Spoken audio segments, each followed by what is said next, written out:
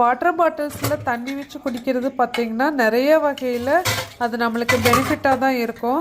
அதை deep cleaning எப்படி பண்ணலாம் அப்படின்னு பார்த்தீங்கன்னா, அந்த பாட்டில்ஸில் எல்லாத்துலேயும் கொஞ்சமாக தண்ணி பிடிச்சி வச்சுட்டு அதுக்கப்புறம் நம்ம க்ளீனிங்க்கு யூஸ் பண்ணுற சோப்புனா பார்த்திங்கன்னா பதஞ்சலி சோப்பு தான் எல்லா வெசல்ஸ் க்ளீனிங்க்குமே யூஸ் பண்ணுவேன்.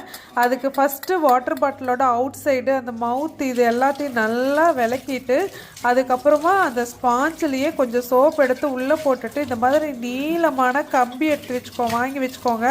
அது மல்டிபர்பஸாக நல்லா யூஸ் ஆகும். இல்லை அப்படின்னா ஒரு நீளமான குச்சி இருந்துச்சுனாலும் ஓகே. அந்த ஸ்பாஞ்சு வச்சு ஃபுல்லும் நம்ம உள்ள எல்லா இடத்துலையும் தேய்க்கிற மாதிரி நல்லா தேய்ச்சிட்டு இந்த மாதிரி நல்லா சாட்டிஸ்ஃபைடாக அலசிட்டு நம்ம அந்த தண்ணி வடிகிற மாதிரி அதை வைக்கணும். மூடியும் அப்படி தானுங்க, உள்ளே வெளியே எல்லாம் நல்லா தேய்ச்சிட்டு கழுவுனா போதும். இந்த தண்ணி சுத்தமாக வடிஞ்சதுக்கப்புறம் தண்ணி ஃபில் பண்ணி வச்சுக்கலாம். தேங்க்யூ.